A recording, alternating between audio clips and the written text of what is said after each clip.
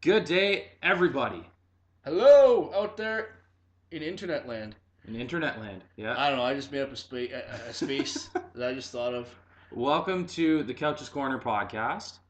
We're here again, episode 11. If we're keeping track, yes. Yeah. It's been a few weeks though. It's been busy time in some ways, but not so busy in sports. So it's kind of worked in one sense Worked really. out for us. It's Yeah. probably allowed you to wedding plan a little. Yeah, we're 23 days out as of today, and it's coming up very fast. Did I say it was coming up fast or Yeah. not? You don't sound scared at all. No. You know what? It's if you know what you're getting into, and I know people when they get older, like myself, I'm turning 28 this year, so my fiance and her and I've been together for the last over 7.5 years. So by the time we get married, it'll be 7.5 years we've been together. I know people that when they meet certain people, like when they meet a significant other in their late 20s or early 30s. So it's almost like the time between when you start dating and when you actually get married is shorter Mm-hmm. because it's like you don't have as much time per se. Yeah. So I mean, people in that aspect sometimes don't really they get themselves into something they're not too sure of. Where I think people they've been with someone that they're familiar with, they know what they're getting into. They know what's going to be good. They know what's going to be bad. They know what you can and can't do. Mm-hmm. So you know what? It's just another day, Yeah. just another game, as they would say. Yeah. Yeah. I've been engaged for 6 years, so over 6 years now. So is there any progress? Like any? Once school's done, we're doing it. Yeah. Well, let's get there first. Yeah. Anyway, that was Absolutely. our wedding advice for the one lady that probably listens to this that sits in her basement and I'm not sure if there is any females who do listen to this. Like, say hello. Like, not that we're we looking. want to Not we know. just want to know what our demographic is because She's in fucking Zimbabwe, you has start no talking. idea what we're talking Oh my about. god! It's you know what? It's like everyone talking about video games. Like I know like video game companies and manufacturers they're starting to find or developers are starting to find new ways to attract a female demographic into the gaming world. And Mm-hmm. I think the same thing in some ways to me applies in sports because I could sit around and listen to the TSN the drive, or I can listen to TSN 1200 from the guys from Ottawa when I follow the Sens, or watch Tim and Sid, and I can watch this. I don't know. I'm not trying to be sexist. I don't know very many females that have any interest in that at all. Mm-hmm. So if there are females aside from like our family who listens to this, I'm shocked, straight up. maybe like Tessa Bonham or like Kat Biernes or If whatever her they name did is. listen to this, that's awesome. But you gotta take small steps, baby Small steps. You small know, steps. you gotta Lady in crawl. Zimbabwe. Play in Zimbabwe first, and then we'll get tested on and start listening to our show. Yeah. All right. So lots has happened. I guess it's been slow-ish, but lots has happened in the last couple weeks. You add it all together, yeah. We'll start with the most glaring one and the John Tavares sweepstake finally over. The sweepstake that literally, you know what, I'm gonna speak out of both sides of my mouth really quickly. John Tavares didn't do anything wrong, but he also fucked over the Islanders. Like he knew you don't just decide that Toronto's your childhood team the year you're entering free agency in the NHL. Like Yeah. he's known that that was a very distinct possibility and assured the Islanders that he wanted to stay there and that that's Mm. where he wanted to play. And Because I mean, when you you look know at it, what? Yeah, they get a Stanley Cup winning coach. They get the guy who's, and I mean, I know people are talking in the Leafs about Kyle Dubas and Brendan Shanahan, but Lou Lamoriello is the steady force behind that, mhm, and he's with the Islanders now. They went and tried to pull out all the stops, mind you. They didn't really show up with their goaltending, which was their big downfall. mhm. And what do they get for it? Nothing. And they got a slap in the face from the guy that they made captain and was made the face of their franchise. Yeah. Well, then, and they got nothing from him, right? Like it almost feels reminiscent. Not that Paul Stastny was anywhere near the player that John Tavares was when he walked from Colorado, but I feel like that would be the same sense because I remember sitting there throughout that couple weeks and going like they've got to trade him, like they got to do a sign and trade, they got to do So you got to do something, something so you don't lose your and asset for then nothing. they let him walk to a team within their division. Like, Yeah, I was very blown away by that. I at the time that happened 4 years ago, I remember that, and in a way I knew that Stassi wasn't going back to Colorado because at that time they had McKinnon, they had Duchesne. Did they not have O'Reilly still at that time they too? did, Yeah. yeah. So I They mean, got rid of him the same year. that's what I mean. So at that time, the numbers game really show that you got to get rid of one guy. If he's come up as being unrestricted, I mean, you got younger guys who could produce just as well, if not better. In the case of Mm-hmm. Nathan McKinnon, for example. But I find that this move is more reminiscent, and this actually maybe it's karma for Leafs fans from Matt Sundin. Matt Yeah. Sundin in the post lockout years where Toronto had an absolutely horrible team. He didn't want to be traded. He didn't want to be a rental player. And sure enough, he played his last game in Toronto, was left as a free agent, didn't know what he wanted to do. He signed with Vancouver in the middle of the following year, but same thing. The Leafs could have gotten something for him, and he didn't want to go. Mm-hmm. And that's kind of what happened with Tavares too. Mm-hmm. And I think that's something that Leafs fans should sympathize with for Islanders fans because it's something that they went through literally 10 years ago with their own captain. Mm-hmm. Um, it's just now, the Leafs have kind of shored up a pretty scary looking group of forwards. Mm-hmm. And They, so before we start talking about like that group of forwards, mm-hmm. the one thing that I want to just briefly touch on is how excited yet pissed right now are you if you're Matt Barzal? If I'm Matt Barzell, I kind of look at this as Because he just got handed yeah, a captaincy, a future captaincy. yeah. I don't know. I'm not sold on that because everyone. I'm the old school guy who doesn't automatically assume that your best player is your captain.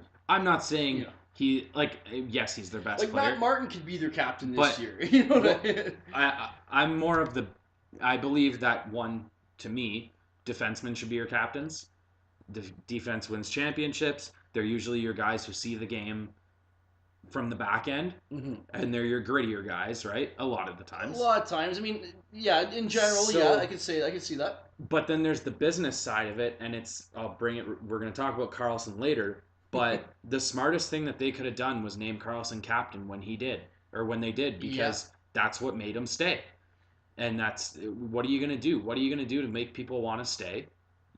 Give them something to play for. And I think if right now, if you've got a team like the Islanders that's looking like they're going to be a dumpster fire, They're gonna have a rough year. they're going to have to find a way to keep him involved and keep him wanting to be involved. Well, guys like Matt Bart. I mean, the Islanders they're not as bad off as people think because well, there's two reasons. I'll get to the second one there, which doesn't really have to do with anybody on their team right now. But they've got a younger group of guys. I mean, there is Barzal, there's Anthony Beauvillier, there's I'm thinking of other guys. I mean, I'm not a big Josh Hosang fan, but he's got all the skill in the world, and if he can, if guys like Barry, and that's where we're getting leadership from management in the form of Barry Trotz and Lane Lambert and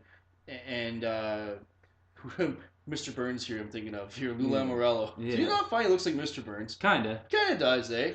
When you got guys like that who've been around the game for a long time, I mean, those are guys that can help change culture. And don't kid yourself for a second if you don't think Lamoriello didn't have anything to do with the culture change in Toronto, or if Barry Trotz had anything to do with the culture change in Washington. Because before Trotz got to Washington, they were this big, high, running gun, high flying team who couldn't get shit done, and leave it to the guy who knows how to who knows how to coach a game plan and a team that can battle through it, and you wind up with Stanley Cup champions. Mm-hmm. So, but the second part I was going to say, in addition to having the young guys get more get more room out there and more ice time, is guys wear out.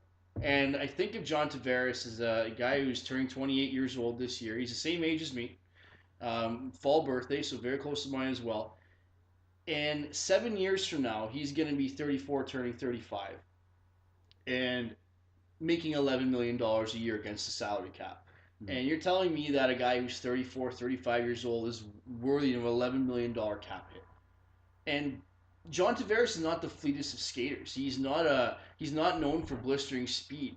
He's a candidate for a guy who can very well slow down in the next few years because Mm-hmm. look at guys like Corey Perry and Ryan Getzlaff and Ryan Kessler. You know, those are guys that play big minutes and have done it for a decade, if not more. And those guys are falling off the face of the earth and are making $8 million a year and look like they're anchors. And John Tavares could very well end up being like John Tavares, great hockey player. Do I think that he's worthy of an $11 million salary cap hit? Not at all. I don't find whatsoever.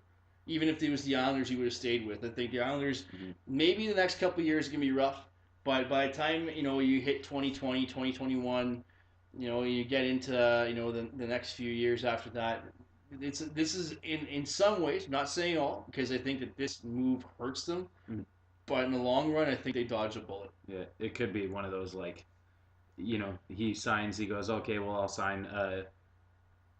I don't even know. Can you even sign a 10-year now, or did they No, go to the that most you 8 year? sign Right? is 8, but 8 is only if you're re-signing with your same team. That's why as soon as he actually turned into a UFA at midnight, June 30th into July 1st, the Islanders, even if they were to sign him, could only keep 7 years because he Okay. was technically an unrestricted free agent. He wasn't re-signing with the team, Yeah. right? So like, it could have been one of those deals where he could have put them up against the wall, and fuck, he could have been making And a shitload that's the thing is I for. think the Islanders would have paid the same amount of money to do it. Mhm. It's not a matter of the Islanders would have paid him more money if they could have. Mhm. It's not about that. And for Tavares and you know what? And I could say this. I mean, we could sit here all day and talk about what he should have done or could have done, but you got to admit that the team like the Leafs who are on the rise right now, and he's in the prime of his career. For how long that's going to be, I don't know, but that was obviously a very enticing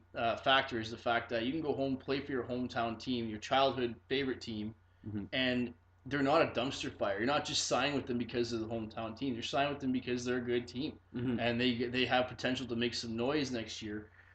Provided that they can win every game 8-6, Yeah. or 7-3. Like Yeah. they're not. There's some things with the Leafs that I'm not sure how they're going to be able to keep everything together going forward. Well, and that leads you right into the next. You got Mm-hmm. you got their new friggin' young hotshot GM saying he's going to be able to keep Mm-hmm. the big four, the basketball team, Yeah, up I there. maybe. I now, If he wants to, sure, but I'm sure at some point, so who's expendable out of all if that? I'm gonna pick a guy that I find is expendable, um, I mean, to me, some people are really sold on Mitch Marner. Some people think that William Nylander is gonna be the better player. Right now, for me, those guys are both a toss-up. Mhm. Whatever one you can get the most back in a trade, and I mean a trade for a defenseman. Like, I know going back a few, I say a few weeks, but it's been a few weeks since we did our last podcast. Mhm. But when John Carlson, when the potential was there for him to be a free agent, to me that would have been the guy that they should have targeted Mhm. because he fills a need back there. Now they're taking a risk where Ron Hainsey and Morgan and not Morgan Riley. He's one of the good ones. Yeah. Ron Hainsey and like Nikita Zaitsev are two of your top four defensemen. But then you go through your forwards list. You got JT, you got Austin Matthews, Nylander, Marner, Patty Marlowe's still there, Nazem Kadri. They've got a good team plus some younger guys, kind of like Andreas Johnson and Josh Levo, Connor Brown. Like they've got a good team. Mhm. It's just they're really going forward heavy right now. And again, like I said, I mean, if they plan on running gun and beating everybody with their offense, good for them. But when you get to the playoffs and you have to and all those guys are the rules change in the playoffs. Defending teams can get away with more. Mhm. And that net almost becomes smaller in the playoffs. And Yeah. the Leafs didn't get out of the first round last year. They didn't get out of the first round this year. Um, I think that while they might win a playoff series or two in the next few years in the first round, I think getting through a team in the second round with the defense that they have, I just don't see that. No, it's not You know. gonna. I don't think it's gonna happen. As for the expendable player, Yeah, that's kind uh, of circling back. That's if just me. I'd say Marner. No, I'd say Marner or Nylander. But to me, right now, I like Nylander more than Marner. But I think Marner. Most people would want to keep him I than think trade him away. this is my thinking on that. Um, Once again, going back to the business side, I think the hype train makes Marner the more expendable one, Because they can probably get more back in a trade and for him. that's exactly Yeah. it, right? I think they could get in terms of trades, they could get a boatload. Where if they were to try and trade Nylander, they would get something comparable. Yeah, they would. But the thing that's really tough too is that Nylander's due for a new contract before the next season starts, and Marner is re-ups next year along with Austin Matthews. And I remember we played this game in one of the earlier episodes about how much money you're going to pay Austin Matthews and Mm-hmm. pay all the young guys. Well, now you're also paying John Tavares $11 Yeah, million for the next 7 and we had years. them tied up You in know what I almost mean? 40 mil. And you know what? Yes, they have cap space right now, and I know Patrick Marleau is going to fall off the books after this season, and he's probably going to come back. And if he does, he'll sign for a lower contract. But in getting lost in all of this, by the way, is you bring in Tavares. That's fantastic. You Mm-hmm. just lost James Van Riemsdyk.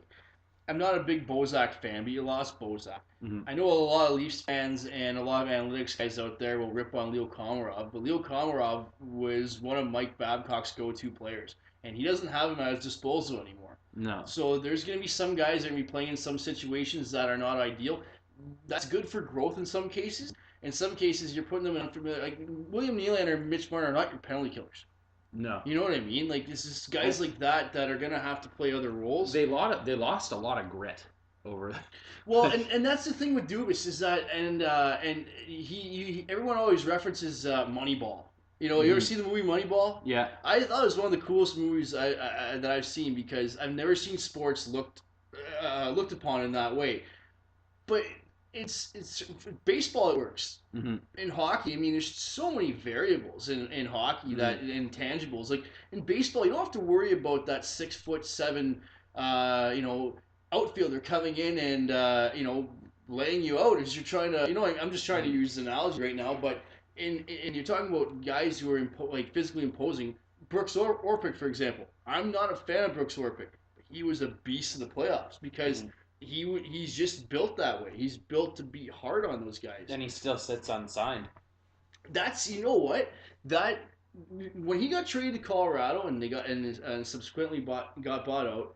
My whole theory behind that was he was going to get traded, get bought out as part of the deal. Colorado's going to pay Orpik his money in return. They got Grubauer, Yeah. and Washington would then be able to go to Brooks and say, "Hey, you're getting paid this much money for the next 2 years because he had 1 year left on his deal, so it doubles. Why not come back to Washington on like a $2 million contract? Yep. Round out their D. You know those guys. They played fantastic together. I mean, everybody in the Caps D in that playoff run was actually like I was very impressed. Mm-hmm. I didn't expect that at all from guys like Kempney or Christian Juice. Like those guys there that made names for themselves this spring. And Kempney landed himself a good contract, and Juice is going to get more minutes with Orpik gone now. So Yeah. there's a ripple effect to that. But in Toronto now, I think that their mindset is that they're gonna look at all the advanced stats and try and get players like that. But you don't win hockey games on spreadsheets. You Yeah. win them on the ice, and you can't throw a crushing body check that's gonna make someone think twice about going into the corners on a spreadsheet. Yeah. And I think a lot of it too is that, I mean, you can put together this like little superstar team that he's trying to put together, Mm-hmm. but teams have tried to do it before, and you know it doesn't. How often? Sometimes it doesn't work. How many years did the Capitals load up? Yeah. Hockey's not And basketball. no, hockey's not Right? basketball. It's not baseball. It's kind of like football, but yeah, I'd say football players, not nearly as athletic as hockey players in my mind. Anyways, I mean there are some that are, but football players play once a week. Hockey players could play 4 times a week Yeah. and play a continual game where especially in the playoffs, you're playing double, triple overtime, Mm. and you're dead tired. Your legs are like cement, but you keep going like Yeah. on thin razor blades. Yeah. You know what I mean? Like you put it all together. I mean, I can't see I can't see how people can look at hockey and think that it's an easy thing because Yeah. even just get up and standing on skates. I don't know too many people who are who are adults that, and especially where we are, that haven't skated before. But I've met a few, Yeah. and I've watched a few try and skate, and it's for guys that don't know how to do it. Like I'm sure you can take a hockey player, he can go hit a home run, or he can catch a football Mm-hmm. while running full pin. I don't think you could take Tom Brady and put him on skates and say go down the ice and deke out the goal. You know what I mean? Like Yeah. just stuff like Go that. go try and score on Braden Holtby. Yeah, yeah, absolutely. um, Good luck. so that's enough of the Toronto train. Yeah, I think It was summarize. I think both of us. I don't speak for you or anything, but I think both of us are in the same boat. That you can have all the flashy, fancy offensive players, but yeah. till you get some defense, I don't really take them any more seriously than I did this year. No, me too. Yeah. I don't think they're a threat for another couple of years Well, or another year or things can so. turn quick though. Things can turn quick, but you know what? No one, everyone's taking out of consideration that hey, Mm-hmm. James Van Riemsdyk had played a very big role in how they came down the stretch last year, Mm-hmm. and he's gone. Yeah, And and they have a pretty laughable hole on the defensive end. So yeah, and like I said, when you see Ron Hainsey and Zaitsev in your top four, there's you got some work to do. You're yeah, not there yet. You got some building to do yeah. for sure. So the next, not that I want to spend too much time on it because they haven't quite pulled the trigger on it yet. Hmm. Eric Carlson. Oh man, I've got theories on this. Eric Carlson is still an Ottawa Senator because he knows that Melnick is not going to be there forever. That's my underlying sense right now is that there's so much pressure to sign to get Melnick to sell the team or back up the Brinks trucks to Carlson's house, Mm-hmm. whatever it is. But there's always been rumors, especially in the last few years, where Daniel Alfredsson was actually doesn't work for the Sens anymore. He left them Mm-hmm. again, so, as of last year. But in an interview, he mentioned that coming back in hockey when he got his jersey retired, Mm-hmm. he'd like to come back not as a coach, not as a GM, not as a scout, as an owner. So you think somewhere deep down there might be an ownership group that's willing to put the money into LeBreton right now, Mm-hmm. so that they move their team down because that has been put on hold a month or so ago by Melnick and the NCC. I see, I see right now Melnick not going out there saying that he's selling the team because he refinanced everything. They put out a big memo about it. But I have a feeling that Carlson's there because he knows that if they could possibly wait him out. Mm-hmm. If the Sens draw 10,000 people to their games in the fall, that's gonna be that's gonna be a problem for Melnick. He can't afford that. He's got his salary Yeah. business, It's and I think Carlson doesn't want to leave Ottawa. Carlson just does not want to play for a cheap ass owner like Eugene Melnick, who doesn't who isn't interested in building a competitive hockey team.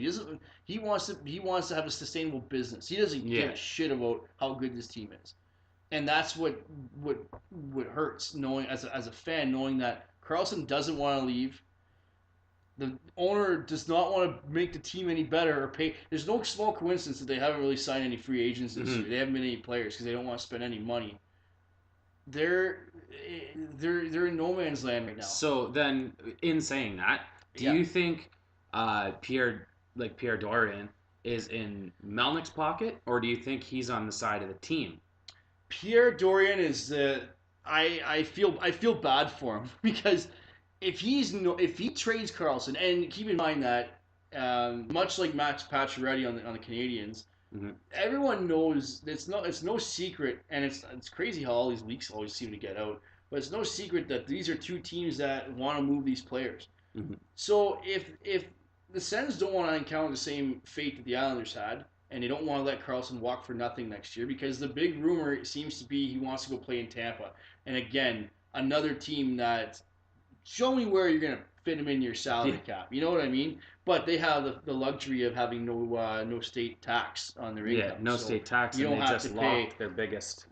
They just signed Kucherov $9.5 million. To get that same walkaway money, he would have had to sign for like 11 and a half somewhere else Mm-hmm. to get the same money at the end of Like the day. Tampa Bay got a sweet deal in that. But it's funny how no one really how the Panthers never seem to need that or anything. They've never been a team that's used that from the outside use that as an advantage. Yeah. But going back with the trade with potential trade is that the teams know that Carlson's on the market, and you read all these reports that Vegas doesn't want to give up Cody Glass, Dallas doesn't want to give up Heiskanen, Tampa doesn't want to give up Sergachev. Who the fuck do you think you're getting in your trade? Yeah. You're not trading for a mystery box and a bag of magic beans. You're getting Erik Karlsson. I don't care if he had surgery on his foot. As the year went on last year, he got better and was on one of the worst teams in the league. Still led them in scoring for the 6th year in a row. Mm-hmm. It's just, Dorian's got his hands tied. If he makes a trade, that's how his legacy is going to be laid out. And do you think he's getting another job in hockey and for any other team? It doesn't matter where. It doesn't matter where he ends up, what they get for him. Mm-hmm. They could trade for. I want to give it like a good example. Let's say he goes. I'm just gonna put out the one trade that I saw that I liked was I think I saw it was him going to Vegas for Colin Miller, who's since re-signed, so that's probably not going to happen. But I could have taken Colin Miller back. Plus either Nick Suzuki or Cody Glass. I'm not convinced there's a big gap between them. They're both high-end prospects. A first-round pick and Alex Tuck. And we're big Alex Tuck fans. Yeah. I love the guy. He's awesome. He's the modern-day power forward, man. Yeah. He's the bee's knees in my eyes. And that would have been a trade that I'd be okay with. Mm-hmm. But you don't win that trade because you're losing Erik Karlsson. Yeah. So you're losing the best one. You're losing. I don't care what anyone says. Anyone can come at me, call me up, Facebook me, come knock on my door, come to my work. I don't care. Erik Karlsson's the best defenseman in the world. I don't care what anyone else has to say. Like I'm saying, like essentially for like the Ottawa, it does for Pierre Dorion. I feel bad for the guy. He could. Man. I know. He could make that trade, and he could get, let's say, trade him to. It's a way outlandish trade, but trade him to LA. Okay, you end up massive trade. Okay, blockbuster. You get Drew Doughty, a second, and like a walk-on prospect. So a guy who's ready to come in and play. And Pierre Dorion would still be the guy that's like, you got rid of Karlsson? Yeah. And it's like, okay, you just pulled the best defenseman in the world. Exactly. Thank you. And you're still pissed. And the thing is that Pierre doesn't want to trade Erik Karlsson. Like, Pierre does not want to trade Karlsson. None of those guys do. It's just Karlsson doesn't want to re-sign with Eugene Melnyk. Eugene Melnyk is cheap. They don't have much of a front office staff. Their scouting staff is diminished over the years. There's no, as a player who was as talented and as dedicated as Erik Karlsson is. Keep in mind, remember when he got his Achilles sliced? Yeah. He was back after 7 weeks. 7 weeks. And there's no questioning his commitment or anything like that. But if he's not seeing that the team, that not necessarily the team, it's one thing to have a team that has a bad year on the ice and big whoop, it happens. Like look at Colorado, as well as anybody, they had an absolutely horrible year and follow up with a playoff year where they're trending in the right direction and looks like that they're actually going to be bigger players this year. They look like especially if they get their goaltending balanced out, that they have a chance to make some noise depending on how everybody else comes along.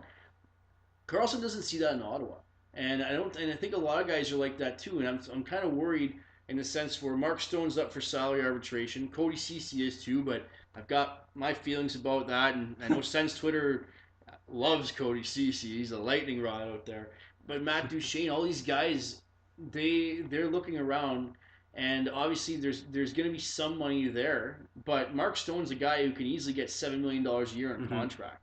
Matt Duchene's making $6 million now. He can make $7 million on a contract. Cody Ceci, not even impressed with the guy. He can make $4 million on a contract easily. Yeah. But none of these guys are seeing enough will from the organization that they're actually in it to win it. Mhm. None of them are, and I think that that's what's gonna. If Melnick drags this thing out and doesn't sell, and the team hits the basement again, and 9 or 10,000 fans are showing up to the games, and your building is crowded with more visiting fans than home fans every night. Um, I don't know, guys, are gonna want to stick around for that. No. And it scares me because I hope they don't lose the team. But I mean, I don't know when if they're you're gonna lose the team per se, because if the Coyotes haven't lost the team, I don't see how the Senators would. And the Sens, there are some prospects in terms of where they can move the team, and that there has been talks around it. But the biggest thing is who's is the investment in it. And Mhm. if Melnick doesn't see it as a worthwhile investment, I like the idea of me as an out of towner going to see a game in Canada because it saves me an extra 25-minute drive into the city. Yeah, Anybody who lives in the city has to drive 25 minutes to go watch their hometown team play hockey. I don't see a problem with that. I don't either, but I see it in the sense Those are where, the same pricks that'll drive 25 minutes to work and go like, "Oh, I live out in the country." yeah, So like, you know you're what? totally Go right. fuck You're yourself. totally right, actually, because I know people bitch and complain about that, but the one thing I will say is that you can commute to work and drive 20, 30 minutes an hour, whatever, but when there's 10,000 other vehicles all coming and going from the same direction, and you're in traffic for an hour to an hour and a half on the way back from a game, I don't know. I could see how fans would get frustrated with that, especially when you could just watch it on TV when the beer is cheaper. Yeah, You get a better seat. yeah, You know what I mean? Um, the whole experience now, the way that um, they've upped the production on for television broadcasts for these games now yeah, is, I know I'd probably stay at home and watch hockey games. yeah. I love to live in a city where there was a team, but I don't think I'd be there 41 times a year. I'd probably go see maybe 10 games or buy a split pack or something like that. But Yeah, I wouldn't justify going to a game that much because I personally enjoy watching them on TV. I've been to, like, just to speak to that, I've been Mhm. to living close to Ottawa my entire life before Right, I moved to exactly. Sudbury. Yeah. I'd been to, I would say, maybe close to like 50 games. Really, Okay, eh? playoff games, any type of game, and the amount that I actually paid was maybe one game. I think I Really, paid to see Ottawa, Colorado one time. really. I don't think I've ever paid for a ticket. So who do you get tickets from? Like people Either win them, we had family members who had okay. tickets. Like, Because I know Ottawa's not very big for like corporate sponsors, mm, like getting giveaway tickets like they would in Toronto, where any Tuesday night game, anybody sitting in the seats aren't the guys who bought the tickets. yeah. you know. So, I mean, that's the problem with. That's why I really don't care about the opinion of people within Ottawa City Centre, because those aren't Mhm. the people that are going to the games anyway. It's the people driving in from Petawawa, Pembroke, But Hawkesbury. but they're not driving in for one time. They're not the ones driving in there in middle of January for a Tuesday night game. They're going there for the Saturday night games, the weekend Yeah, games. Those are the games that are easy draws. They're not going to the midweek games when Arizona comes to town. yeah, And that's the problem that they need to address is that unless you're playing against teams like I was saying earlier, where you have a large fan base from the visitors, um, unless you're playing in like against teams like that, your building's going to be empty. mm, And I know enough people that are already going on and on about the Sens. And here's the one thing I just want to get out of the way before we go into anything else is that people are always trashing how the Sens when they made the playoffs last season and made it to the third round, and that they had game one against the Rangers wasn't sold out. That there was only one playoff game that wasn't sold out. Yet everybody on Facebook and Twitter and all this, they're all talking about how they can't sell out their games. mm, Well, they can. They have done it. Sorry that they made it to the second round. They had games one and two at home, and the first game was a Thursday night. yeah, And they found out about the game 3 days before, and there was maybe 800 seats left. mm, And it wasn't in Ottawa. You could probably speak to this yourself too, because I'm sure you've been to a lot of games in like the 2000s. They sold out all the time. oh yeah. They were There's, packed every game. It was the season after Alfie left mhm, that some fan that the attendance problems started, and that's been 5 years now. yeah. And the crazy thing is that their games that don't sell out, and like let's say they sell 50% of their tickets, Mhm. are still more than fucking Carolina. Florida has ever pulled in. Carolina, their average draw last year, I think was I want to say between 9,000 and 10,000 people. Like that's And sickening. there were some games. Actually, there was one game in Carolina last year, and I know that there's other sports like college football that's way bigger down there. Mhm. But there was a game last year where I'm if I'm not mistaken, they drew like 6,000 people Yeah, to an arena that can seat. I don't know what the final count is there, but it's between 60 and 18,000. yeah. Fun fact: while we're talking about this year there was a ball game in Florida in Tampa Bay. Tampa Bay Rays Yeah. had a game in April that drew 924 people. 900 people in a 40,000 seat stadium. I'm just like, I don't know. I'm just laughing at that in my Yeah. head. I'm just thinking like I just picture like going to a big concert or something like that, and you look around and there's like empty seats Yeah. everywhere. And then you see like Notre Dame college football pull in Massive like amounts for college nearly football. 50,000 people. I know it's crazy. But so yeah, there's the Ottawa show. The shit show. On to the final shit show of the week, Montreal. I like how we use this episode to tackle the three Eastern Canadian teams. Um, Well, you look at the other Canadian teams, and they seem to be not doing that bad. well, I don't know. Edmonton's. Look at Vancouver. Okay, before we get into Montreal, I'll do the other Canada teams a little bit more. So Vancouver is rebuilding, so he decided to sign Jay Beagle and Antoine Roussel to 4-year deals. I love the Beagle. I love The Jay Beagle Beagle. trade. He's the best fourth liner in the NHL. I've been saying this a lot, the best this, the best that, but JB, it's Glaring not statements. like Donald Trump, like, oh, the best. Absolute It's gonna be best. fantastic. It's going to be the best. Guys. Space Force. But, so Vancouver's rebuilding, yet they sign guys, and I mean, maybe it's a culture thing, and Travis Green told the GM, this is what I want, this is who I want on my team. Yeah. And he knows that your Sedins, the Sedins are gone now, so they need some older guys. Well, they're not going to be very productive per se, but those are guys that are going to help the younger guys along. Calgary's in a bit of a shit show of their own with the whole Dougie Hamilton thing, and just another thing too on that is that no one will know who this guy is, but Brett Kulak is a defenseman for the Flames, due for salary arbitration. They put him on waivers today. No one's going to claim him because it's mid-July and he's due for salary arbitration. So who's going to take the case? Yeah. Nobody.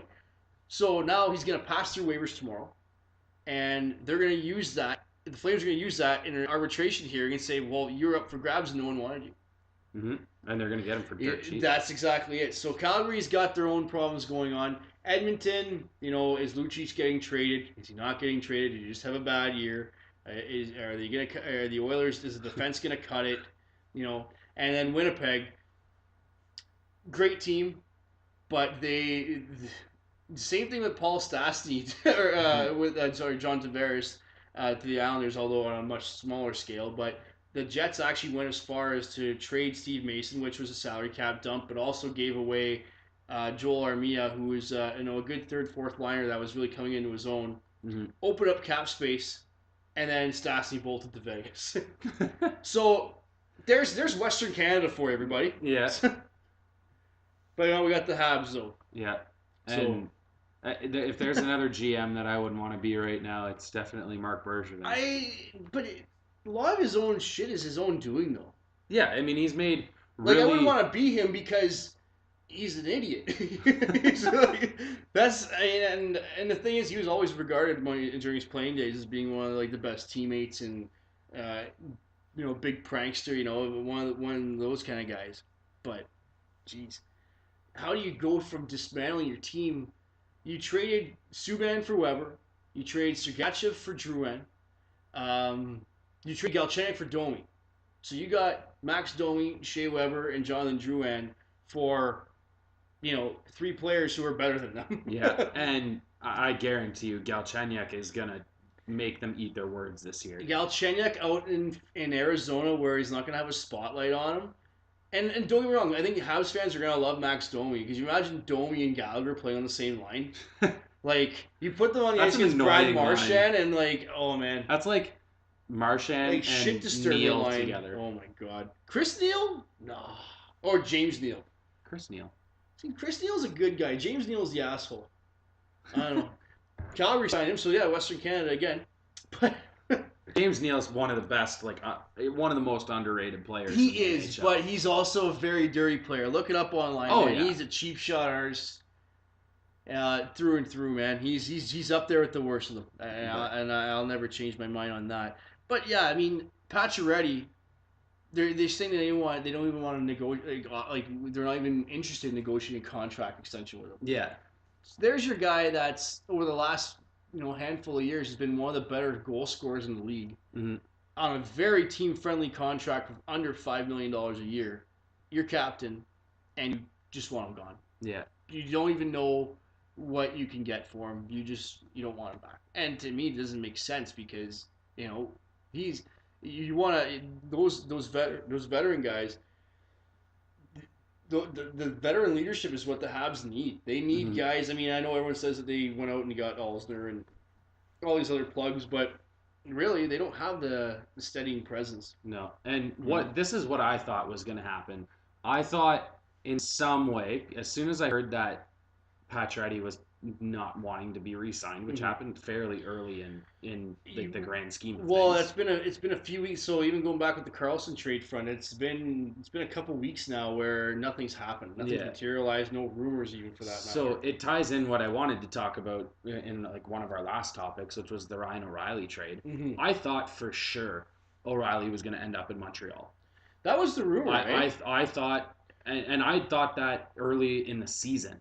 Right. That's what was going to happen because he's the type of player that they are desperately in need of.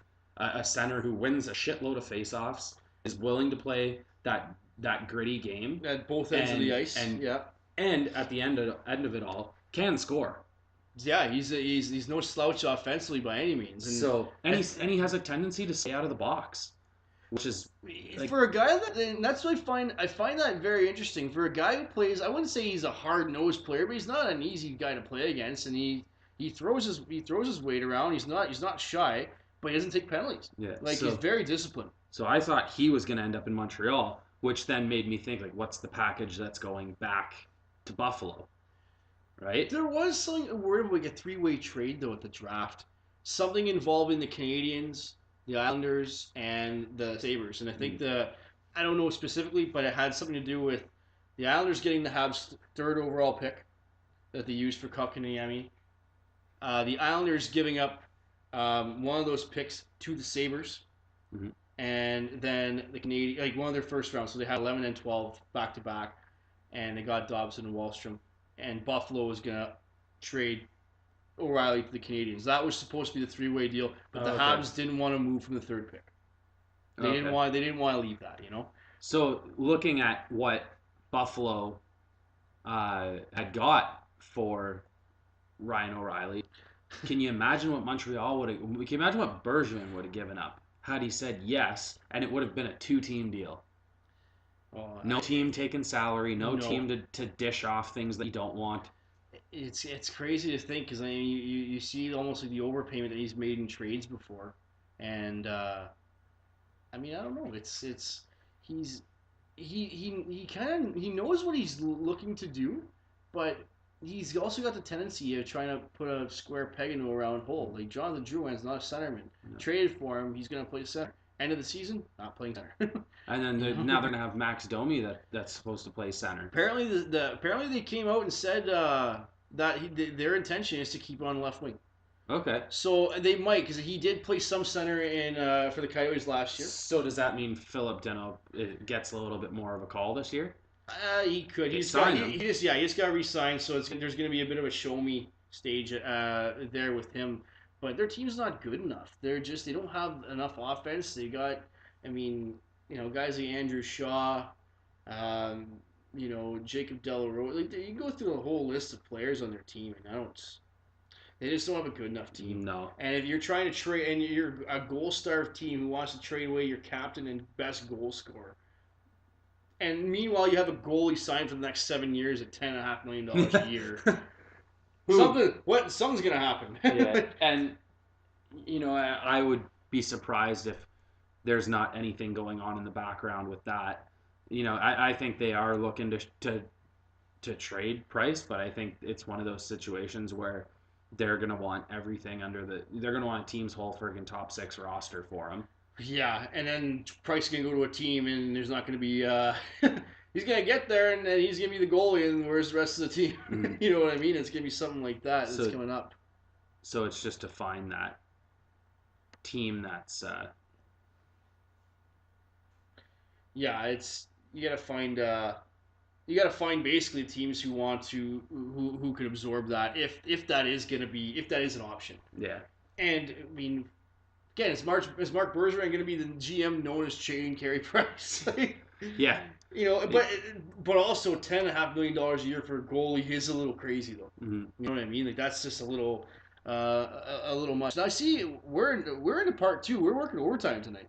A little bit. We're in the OT Maybe a little not. bit. I don't know. Not sure. I don't really have much more. We kind of touched on everything that I was thinking. Was there anything that you were? Well, just as an overall, because there has been some movement. I mean, you think of the draft.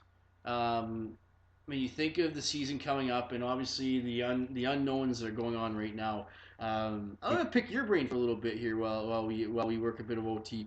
Okay.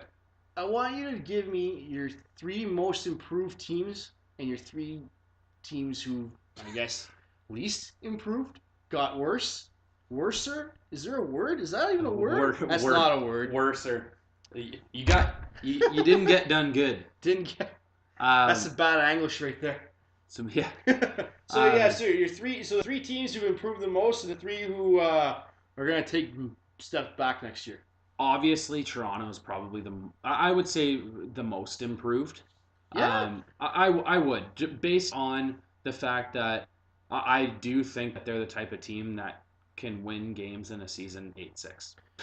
Like in a season you can. So yeah, So, I'll give you that. For the season, I definitely see them contending for the top spot in their division. For sure. I see that. So I would say they're very closely number 1. Mm-hmm. Second, for most improved, I would probably I was a big LA liker to begin with. They didn't do anything. You picked them to win the cup, and they scored 3 goals in 4 games. They didn't do anything in the playoffs. They haven't done much, but they signed what they needed to sign. They didn't have a ton of room to do it, but that's they're meaning business. They locked up Doughty, so they're a contender for 5 years again. And then he's going to come off in that last 3 years of that deal. You still have Kopitar there. I don't know if Dustin Brown's going to be as good. I think last year was a bit of an anomaly for him. But then you got Kovalchuk coming back on a 3-year deal. But again, 35 years old. What does he have? And then, to be honest, I'm really liking in the whole hockey team world. Mm-hmm.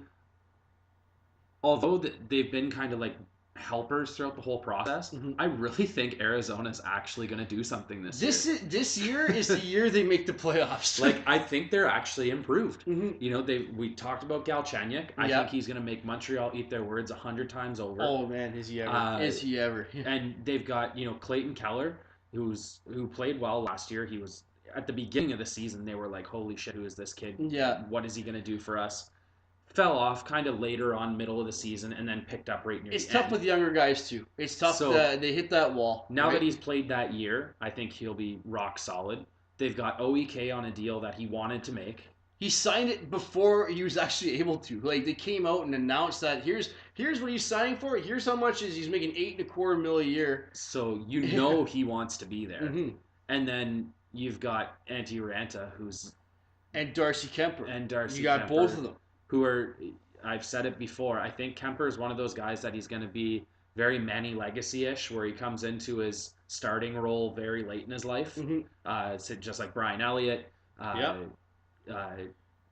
else? So Manny Legacy, friggin' dude that used to play for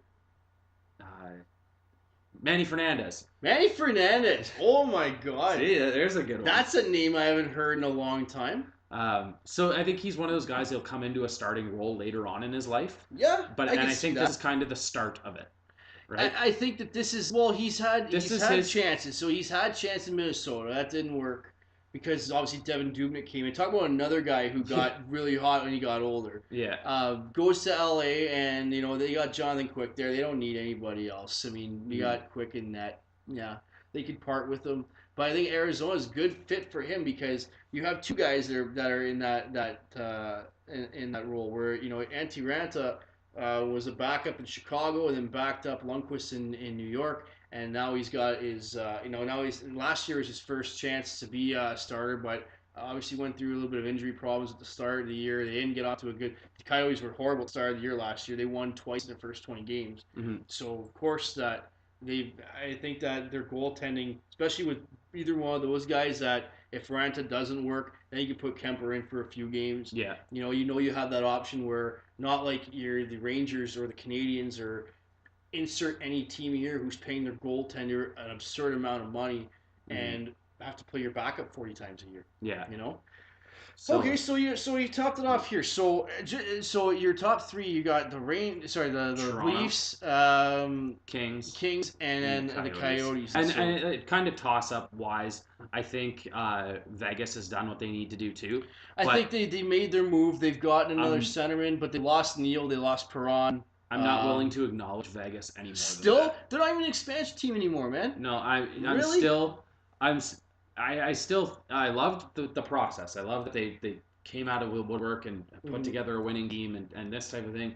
But at the same time, I still feel like it was a bad move in the hockey world that I'm still not sold on the whole process yet. I don't know. We'll give it a few years and see how their fans react to some years where they don't make the playoffs and they're not, maybe as strong a team as they were this year. Yeah. But so your three teams who've gotten worse this Gotten off worse. season so far.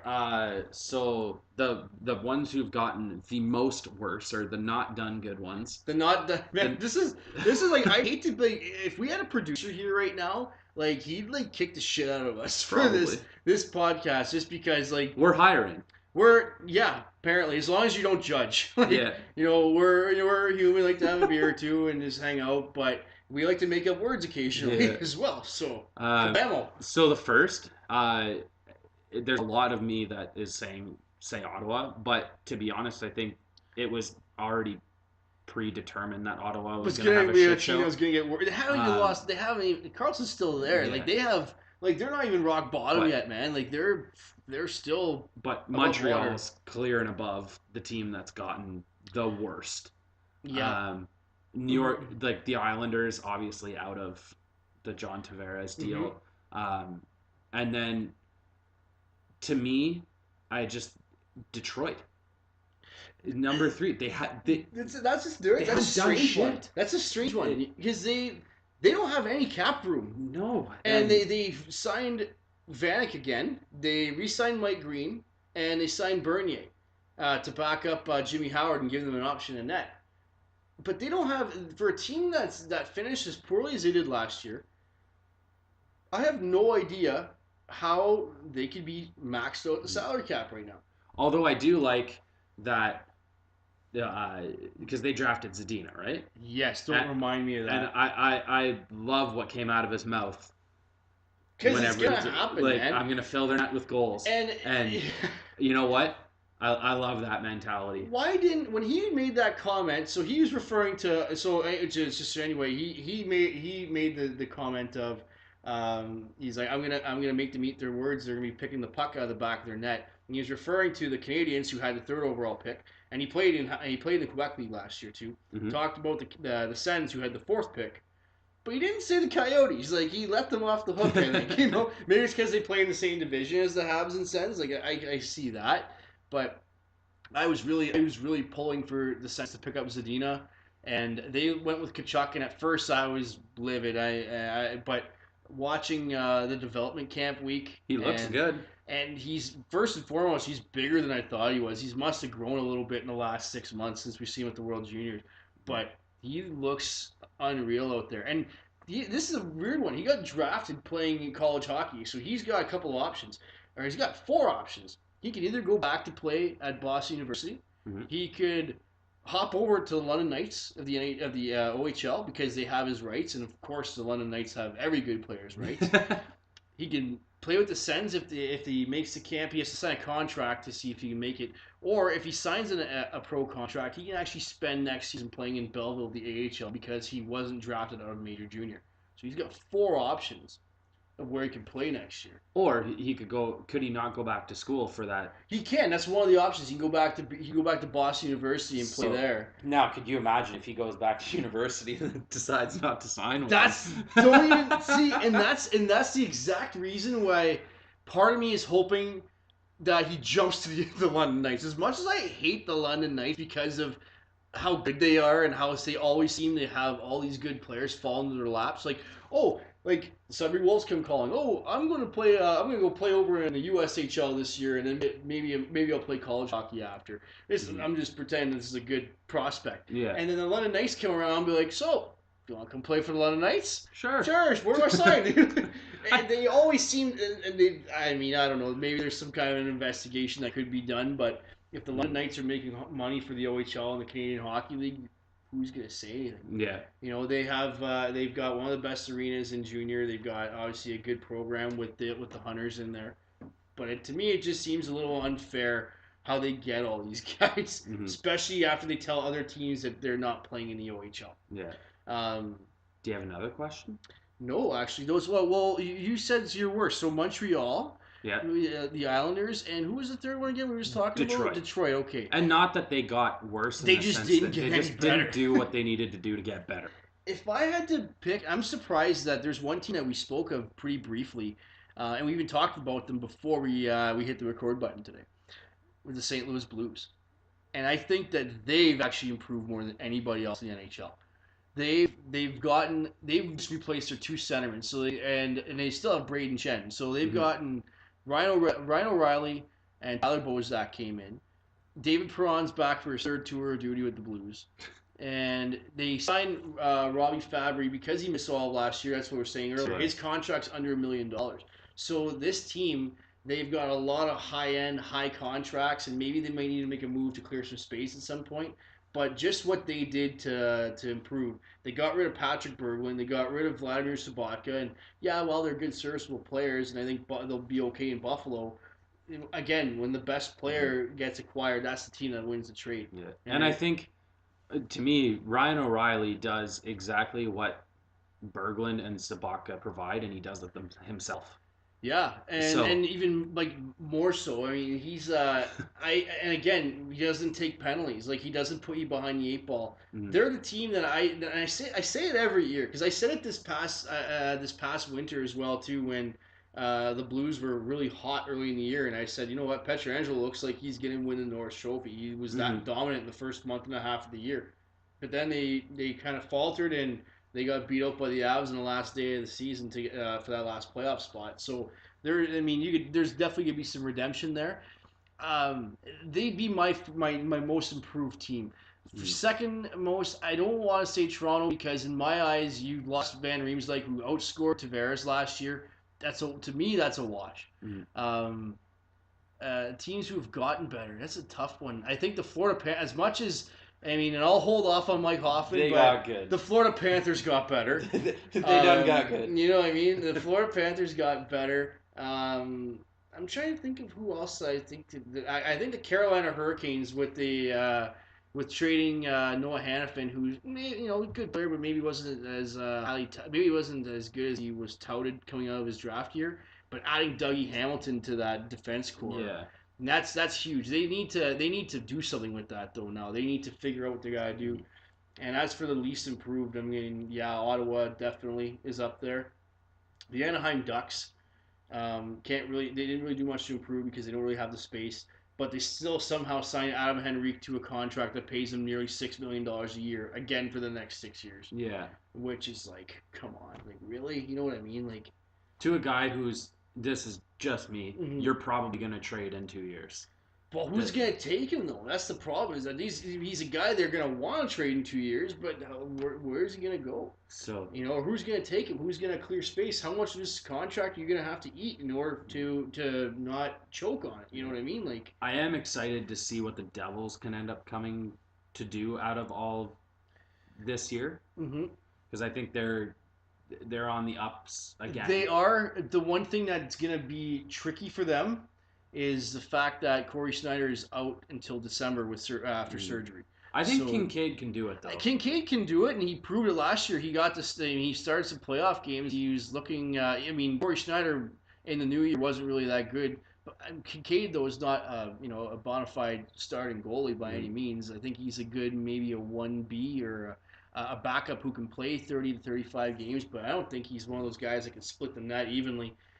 I would even say like Colorado. To me, Colorado improved. I mean, and I know I know I'm objective to them because they're your favorite team. I didn't say anything. I didn't add them. I think I they like improved with a lot. adding Grubauer is huge. So adding Grubauer and they have Grubauer. They have Varlamov still there, but they also have that the Czech guy there, Pavel Francouz, Yeah. who came over, and he's a good goalie. I mean, I see him in the Worlds and in the Olympics for the Czech Republic. He's one of the better goalies in Europe from what I read. So I mean, they've got that sorted out, but I don't know. I'm still suspect about their defense though. Oh yeah, they're missed. There's a hole, and they've almost got a hole the size of Toronto's in the back end. Yeah.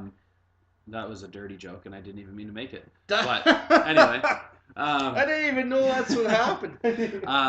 But Grubauer gives them something that they haven't had in the last couple of years, and that's a bona fide starter to trade Semyon Varlamov if they have to. Yeah, or when they want the to. market could very well be there for Varlamov because the Islanders, again, they shored up their goaltending by signing Robin Leonard. The Blackhawks. So Corey Crawford still hasn't been cleared to play yet. Still has I don't know exactly what it is. It's some kind of form of vertigo or post concussion or something like that. But he missed the whole last half of last season. But Cam Ward's their goalie now. Yeah.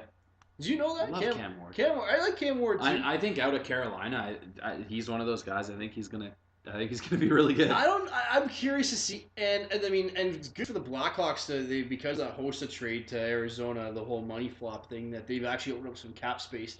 And the GM, like Stan Bowman, was saying that I'm not signing anybody until we get closer to camp and I can see what these guys got, because there's some younger players that are going to get a chance to play some more minutes this year, and why not give them the chance? Like, same with Ottawa. You're saying with Ottawa, why not let these guys prove it and see who's there, see who wants to come out and play. Look at late August last year. You had, just because I pay attention to them a lot, obviously, but you look at Alex Kerfoot signed later on in. With that, that one there is because I think that was after the August 15th, the cutoff time. Same with Will Butcher going the other way. That might as well have just been a trade. Yeah. Will Butcher for Kerfoot. So, you look at those guys that might be coming available that kind of just come out of the woodwork, right? They don't sit here and it's like, oh, they're so highly touted. Obviously Will Butcher was a different case, but he got better as he went as his years at Denver went on, and that's the thing that kind of surprised me that of his whole situation was he played hockey in Denver for 4 years. That's the team who drafted him, and we just said like a minute ago, their defense is not very good.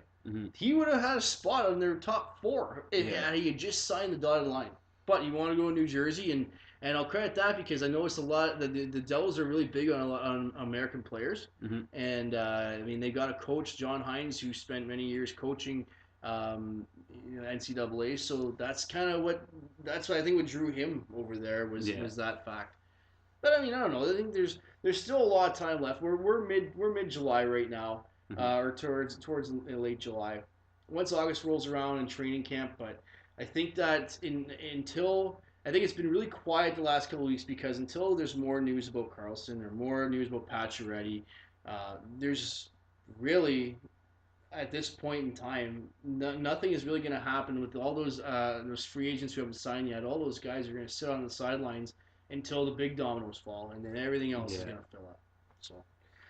No, we looking here. Oh my, we put in a bit of an OT shift here. Just a bit. Just a little bit. So we're going to split this up in 2. Yeah. I guess that's making up for lost time. So is this episode 11 like part B? Like, yeah. Is that how we would refer to that? Part 1, part 2. Yeah. It's a double header. Double header.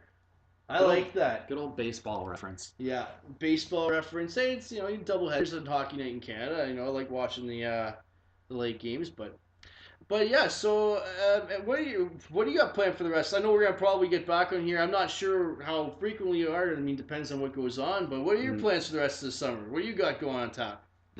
lots of baseball, Yeah. which leads me into like the next the week of your wedding. Oh yes. Probably gonna do a baseball episode because Oh you'll be goody. tied. I will be tied in knots, my friend. So another good wedding joke. Man, we're Man, on fire. Like, fire. man, We're screw gonna be great spot. dads Oh my god, that's what she says is that I I'm gonna be a great dad just based on my based on jokes, dad jokes. just on my dad jokes and the dad bod. Yeah. Can't go wrong with that. Lots of baseball. Yep. Playing baseball, watching baseball. So we'll do a baseball episode with a buddy of mine Yeah. who loves baseball. I like to hear that because you know what I find it interesting. Is it how cool is it that a guy got traded midway through an All-Star game to a different conference and wasn't allowed to play? Could you imagine they just let him walk up to the plate in the ninth inning or 10th inning or something like that and just let him go? So that's the fun part about baseball is that really, like your superstars, they're not superstars that stay their entire lives anymore in No. baseball, and it's different than basketball. Basketball, they're playing for In money and in contract. in baseball, you have a lot of years to go before you get to that area where Yeah. you can make your money. You have So- to basically make your mark as a player before you're going to get your So you're the talking truck about of money. Yeah. Manny Machado, Yeah. and he gets traded, but this guy is like one of the up and coming best players for the next like 8 years. He's been one of the best players in the league for the last 2-3 years. Like, So, and this guy gets traded, and he's now on a team that's friggin' wicked. yeah. But in that same regard, next year, somebody from the Dodgers, one of their stars, is gonna go somewhere else And make some money. And- that's just how baseball and works. it's very like it's free flowing, right? And the only team that doesn't seem to get on board with this whole process is the Jays.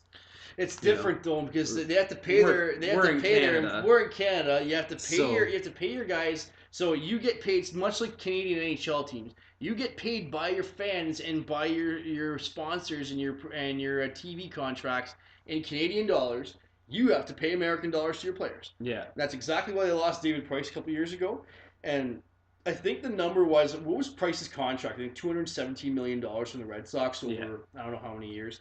The Jays, in order based on the conversion rate, would have had to pay like $290 million Yeah. to a guy who played baseball for them for 3 months. And that's like the scary part because I've said as a like a Blue Jays fan, I had said they should be doing absolutely anything and everything to get Bryce Harper because I think Bryce Harper is one of the best players in the MLB. Now he will say it's Mike Trout, just did the other day. Mm-hmm. They're both. I mean, yeah, I agree. Mike Trout is the best player in the major leagues. But I don't see him much. I just see highlights. But, I mean, obviously, again, West Coast, you don't get to see the Angels play as much. But Bryce Harper is the best player in the MLB, in my opinion, for what I want. Not in statistics, not in for what. As a Blue Jays fan, what I would like the Blue Jays to do is get Bryce Harper. That's the guy I want because he's got that same thing that Brett Lawrie brought but never came to. Yeah, the same thing that Donaldson had but doesn't have anymore. No, so he brings that grit, fire to a team that seems to just suck. But what does grit do in baseball, though? I mean, just before we close up today, it's just something that I've never understood. In a sport that is not contact in any way, shape, or form, unless for bench clearing or dugout clearing brawls. It's about, for me, it's about guys that are willing to stand up and stand in the box, stand there, watch a fastball go by them, and if it's a call that they don't like, to not sit back and go, oh, all right, walk back to the dugout. It's those guys that'll look at the ump and go, like, are you fucking serious? But you can also classify those guys not necessarily as having grit, but just being whiners. Not necessarily whiners. I don't want to go that extreme. But I mean, the same thing in hockey. You think referees are favoring guys that bitch them every time that they get called for a penalty or go offside or something? It's that like for me, because a lot of people will say Bryce Harper's a whiner, and to a certain extent he is, but he wants to win, and You can tell he's fiery. He's fired up. He wants to. I wants want guys the best. that want to play, that want to win, that want to do anything and everything to win. Like, look at how jacked he was to win the home run derby. That was cool, there was mired in lots of controversy. Yeah, but you know what? At the end of the day, it's for an all-star game. It's a home run derby. At the end of the day, he still hit more home runs than the other player. Yeah. And I can't even remember who he was. I can't remember who was up there either. I just saw highlights of it. I didn't watch the home run derby, but I caught the highlights and story, and I mean, it's nice, especially considering it was his own park. Mm-hmm. You know what I mean? He's the hometown guy. And his dad was pitching to him. It's not even like they're in Chicago or something like that, or they're nowhere near. He put a run on, like home run after home run after home run after home run to win. How many did he get to finish? How many did he win with again? Like, do you 13 or 14? Holy shit. But yeah, like he's got that winning mentality and that grit. And so when Brett Laurie came, mm-hmm. they, that was the same thing that they were talking about, was that he brings this like will to win, will to speak his mind and be that like be the fun person to watch and get people to want to watch baseball mm-hmm. again. Because people that go to Toronto, yeah, they have fun at those games, but trust me, there's just as many fans in that building that are there because it was just something to do in the afternoon. Something to do. It's a game in They're town. They're not paying attention. I was in Toronto a couple weeks ago, and I went to a Jays game, and there was 3 guys sitting behind me. I don't think they watched one pitch. I think they stared at their phone the whole time. Yeah, but that's the thing with baseball though, is I find there's some games that can happen though. It's like it depends, and you know what? I'm sure as the race heats up, if you're in the race. Anytime after the All-Star break leading into August and September, obviously your fans are going to be more jacked up. Like, I have a buddy of mine who was at the game, who actually witnessed Jose Bautista bat flip in person. Yeah. He went to the game by himself and made friends for a lifetime. Oh, I would. You know what I mean? 100%. And that's just what I mean. That's the kind of moment that I think that people will underestimate Toronto for, and I think the same thing is going to go to this. We're not basketball people. We're going to put that out there. This Leonard guy. Hey, if I was told that, hey, you could trade your franchise player for a guy who's going to be here for a year and not even like it, would you do it? No. That's just sheer stupidity. But if the Raptors go on a roll and the city of Toronto absolutely falls in love with them again, because right now I think it's a little hasty given Dwayne Casey getting fired and DeRozan getting traded, mm-hmm.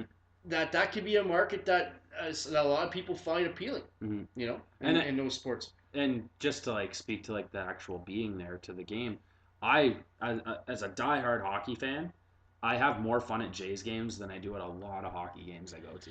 And again, if you go to a Jays game, if it's a nice day out in the afternoon, you're having a few pops there, the score could be 9-0 in the third inning, and just you're just there for the ride for the rest of the afternoon.